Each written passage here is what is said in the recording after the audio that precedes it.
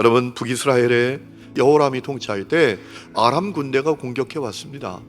자, 아람 군대가 이 사마리아 성을 포위했어요. 많은 시간이 흘렀습니다. 성 안에 먹을 것이 다 떨어졌습니다. 그래서 물가가 무섭게 오르기 시작하는데요, 나귀 머리 하나에 80세겔이 나갑니다. 노동자 1년 연봉입니다. 심지어 자기 자식까지 잡아먹게 생겼어요. 정말 지옥 같은 상황이 펼쳐지고 말았던 것이죠. 여러분, 그저 절망과 한숨에 잠긴 여호람에게 엘리사가 어느 날 놀라운 이야기를 합니다. 여호와께서 이르시되 내일 이맘때 사마리아 성문에서 고운 밀가루 한 수아를 한 세겔로 매매하고 보리 두 수아를 한 세겔로 매매하리라 하셨느니라 라고 했습니다. 그런데 문제는 그 옆에 있던 여호람 왕의 최측근 신하 입을 열어서 뭐라 말했습니까? 여호와께서 하늘의 창을 내신들 어찌 이런 일이 있으리요? 하나님에 대해서 무지했어. 하나님 우리의 경험과 지식과 능력과 이성을 초월해서 놀라운 역사를 행하실 수 있음을 몰랐던 거예요. 여러분, 그러자 엘리사가 그 신하에게 엄중하게 말합니다. 너가 너의 눈으로 볼 것이다. 그러나 그것을 먹지는 못하리라. 여러분, 그 다음날 어떤 일이 일어났습니까? 정말 놀라운 일이라. 아람 군대 전체가 엄청난 병거와 말발굽 소리를 듣게 됩니다. 겁을 집어먹게 되었어요.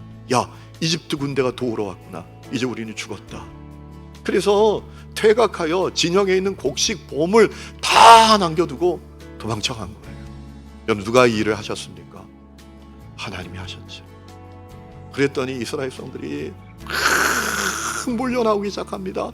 얼마나 한꺼번에 몰려나왔는지 그 왕의 측근 신하가 그때 이 성문을 지키고 있다가 몰려든 사람들에게 밟혀 죽고 마는 거예요. 보기는 했지만 누리지 못하고 비참하게 인생이 끝나고 말게 되었다라는 거예요. 여러분, 저는 오늘 말씀을 준비하면서 이런 질문이 생겼어요. 왜 사람들은 보기만 하고 살까? 그들에게 누리기를 원하는 갈망이 없다라는 거예요. 난 하나님의 은혜와 도움 없이도 얼마든지 잘 살아왔고 잘 살고 있어. 이런 마음이 그 속에 있는 거예요. 착각 중에 착각이죠. 교만 중에 교만이죠. 누리기를 갈망해야 돼요. 여러분, 세상에는 두 가지 길이 있습니다. 가지 못한 길이 있고 가지 않은 길이 있어요. 가지 못한 길은 내 마음대로 못하는 길이에요. 그런데 여러분, 가지 않은 길이 있어요. 내가 선택하면 갈 수 있다고요. 가서 얼마든지 풍성한 은혜를 누릴 수 있다고요. 그런데 가지 않는 길이 있어요. 혹시 여러분은 그 가지 않는 길에 서 계시지 않습니까? 사랑하는 성도 여러분, 오늘 주님께서 여러분에게 말씀하십니다. 보기만 하는 자가 되지 말고 누리는 자가 되어야 된다. 그것은 너가 가기로 선택하면 된다. 가서 누려야지 선택하면 된다.